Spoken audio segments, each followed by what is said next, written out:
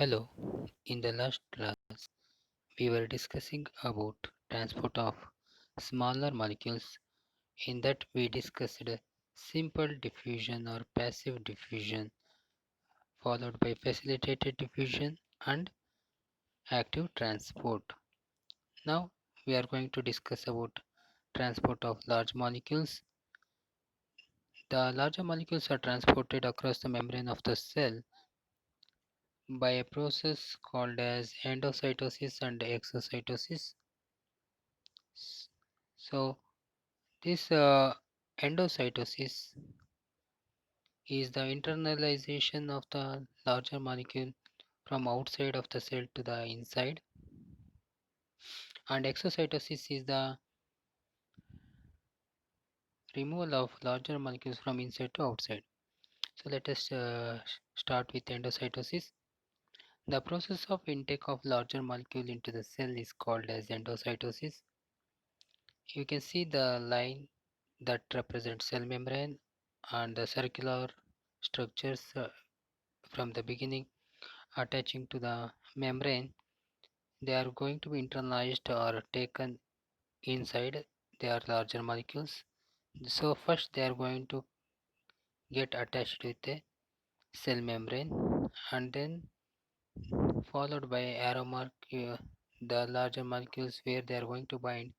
It forms a vesicle, and internalization process takes place, leading to the formation of vesicle, and then which pinched off from the cell membrane, and it is going or moving towards inside the cell.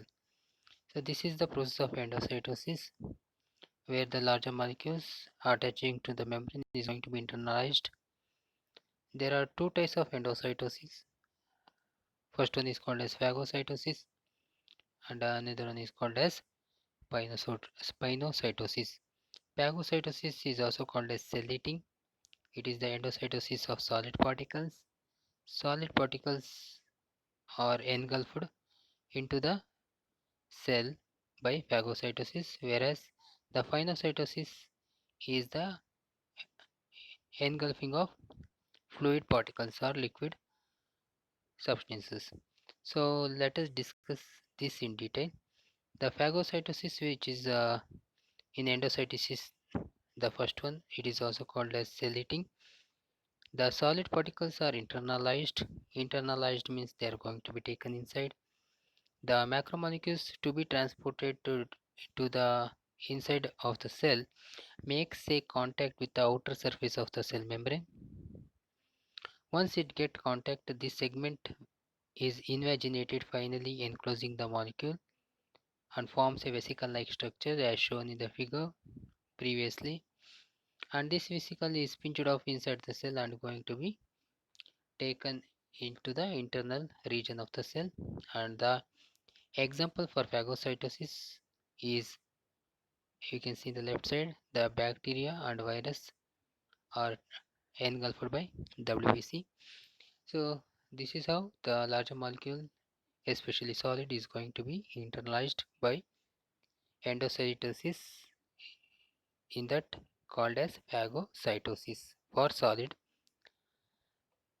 molecules or substances. So similarly, if it is a, you can see in this picture the three uh, different type of endocytosis. You can see the first one shows phagocytosis, and then in that solid particles are going to be internalized or taken into the cell, or whereas the second one shown as pinocytosis, there it is written as extracellular fluid, it is going to be taken. So fluid are taken, that process is called as the pinocytosis. And the last one is a special type of endocytosis called as receptor mediated endocytosis, where a specialized type of or specific type of molecules are going to be taken into the cell with the help of the receptor mechanism, that is called as receptor mediated endocytosis. Hormones, uh, all these are going to be working on this mechanism, receptor mediated endocytosis. Next, coming to the phagocytosis, also called as cell drinking, as shown in the second figure, the extracellular fluid. It is similar to the endocytosis, phagocytosis, but in this, the endocytosis is the solution. And for the example of this is uptake of thyroglobulin by follicular cells of thyroid glands. So the solution molecules are going to be engulfed by pinocytosis. Next one is endocytosis is completed with the detailed study of phagocytosis and endocytosis, pinocytosis. Now we are going to study about exocytosis. Exo means outside, endo means inside. So endocytosis, as we studied, it is the movement from outside to inside of larger molecules, and the exocytosis is the movement of larger molecules from inside to outside. So it is the process of release, whereas endocytosis, if you see, it is the intake. Endocytosis is the intake, and exocytosis is the release of intracellular intracellular macromolecule out of the cell. Release, this is the first one. Second one is intracellular macromolecule to out of the cell. So in endocytosis, it's the intake and extracellular macromolecule to the inside of the cell. Intake extracellular macromolecule to inside is called as endocytosis, whereas this exocytosis, as it is shown, it is the release, and it is the release of intracellular macromolecule out of the cell.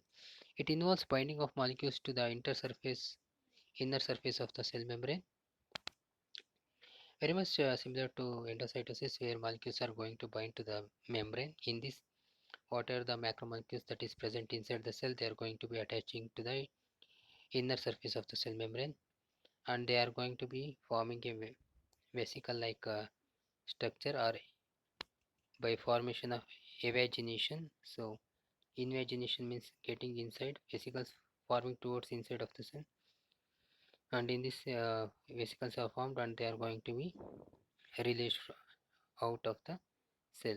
So forming a vesicle that is later pinched off outside of the cell. Example for this exocytosis is release of neurotransmitters from nerve endings. So you can come across nerve signal transmission, acetylcholine neurotransmitters. So these type of mechanisms are occurring by exocytosis, and the release of hormones from glands. Several hormones are there in our system, endocrine system. They are going to be released by the exocytosis mechanism. In this, you can see illustration. The line represents cell membrane, and lower part of the line is the intracellular area. The circle indicates macromolecules. They are going to form a vesicles, and that vesicle is moving towards the cell membrane, and once it get attached to the cell membrane, the macromolecules are going to be released out of the cell. This is how exocytosis takes place.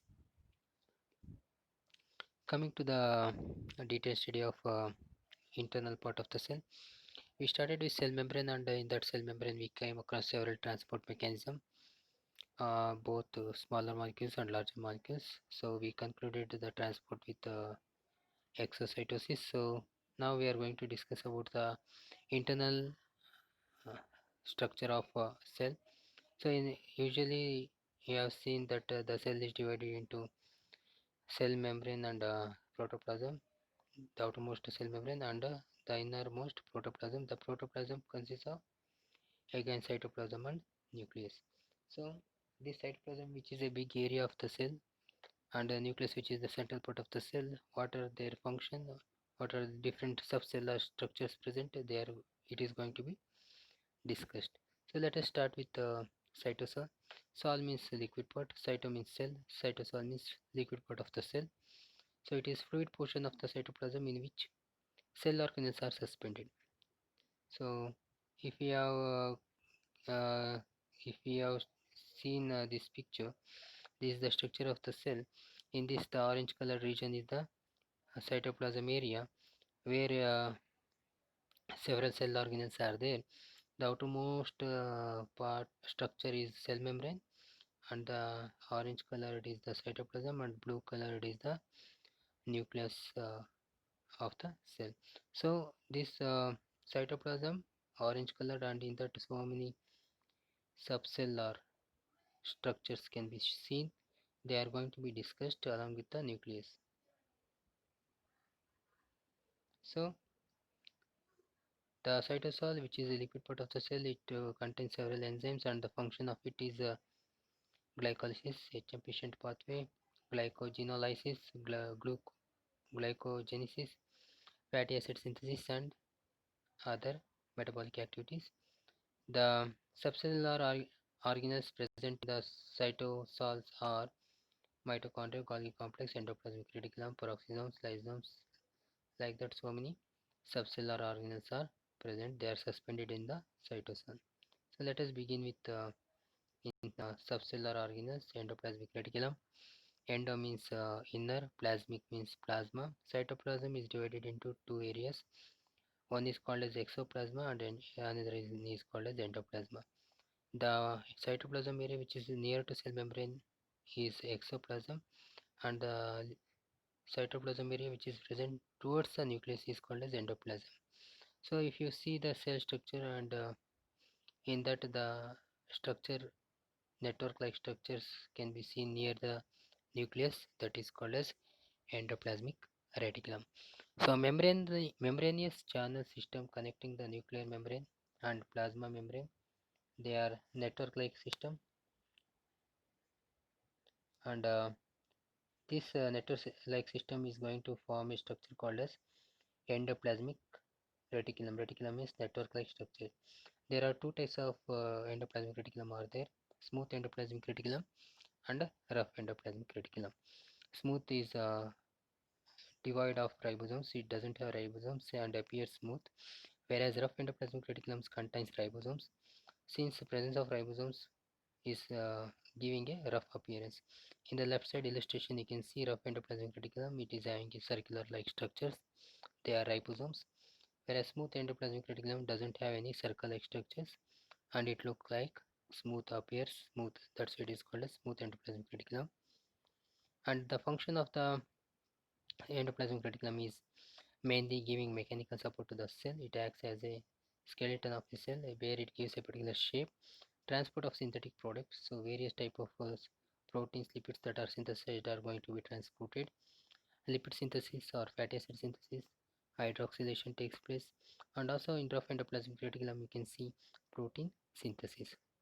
Because rough endoplasmic reticulum only contains ribosomes, which is required for translation or protein synthesis. Ribosomes which are present in the rough endoplasmic reticulums can be studied. Uh, it is of two subunits. One is smaller and another one is larger subunit. The smaller subunit is smaller and larger is bigger in size. So based on the size, they are called as smaller subunit and larger subunit. Along with that, there are two types of ribosomes are there that can be observed: 80s and 70s, eukaryotic and prokaryotic ribosomes. See, 80s ribosomes are made up of 60 and 40s subunit. 40s is the smaller and subunit, and 60s is the larger subunit. And whenever you go through this subunit, please don't add these two, since 60 plus 40 will become 100. That doesn't represent 80, so it's just a Swedberg constant.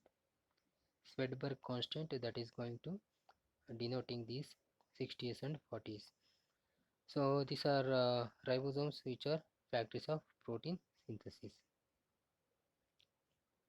So this is the structure of endoplasmic reticulum. So rough endoplasmic reticulum, you can see it's a network like structure, and that in the rough endoplasmic reticulum you can observe the ribosomes, whereas in smooth endoplasmic reticulum you cannot see any ribosomes. So this is the structure of endoplasmic reticulum. So this is the ribosome that is present on the rough endoplasmic reticulum containing smaller and larger subunit. The blue color represents mRNA. So mRNA combines with rRNA, ribosomal RNA. That's what the representation is depicting. Next is Golgi complex. Golgi, Golgi apparatus or Golgi complex. It is a flattened membrane around vesicles. It is originated from endoplasmic reticulum. So endoplasmic reticulum is going to be cut and it going to form a Golgi apparatus. The Golgi apparatus helps in the formation of lysosomes, peroxisomes. So this in turn give rise to lysosomes and peroxisomes, Golgi complex or apparatus, and they are involved in protein modification, sorting, and packaging. And one thing you should remember: the nuclear membrane give rise to endoplasmic reticulum. Endoplasmic reticulum give rise to Golgi apparatus or Golgi complex. That in the turn give rise to lysosomes and peroxisomes. So that is the originating path of endoplasmic reticulum, Golgi complex, lysosomes, peroxisomes, like this. Next is mitochondria, which is a very important topic, which is also called as powerhouse of a cell. It is made up of two membranes, outer membrane and inner membrane, and between the two membrane, outer and inner, there is a one space called as perimembrane space. You can observe written as PMS, and outer membrane is smooth and continuous, whereas inner membrane is non-continuous, and it is going to form a finger-like projections, which is called as cristae, and this cristae contains lollipop-shaped apparatus, F0, F1 ATPase apparatus, ATP synthase structures are present. The function of mitochondria is to produce energy, hence it is called as powerhouse of a cell. It also involved in electron transport chain and oxidative phosphorylation, oxidation of fatty acid and amino acid, beta oxidation. All these reactions takes place.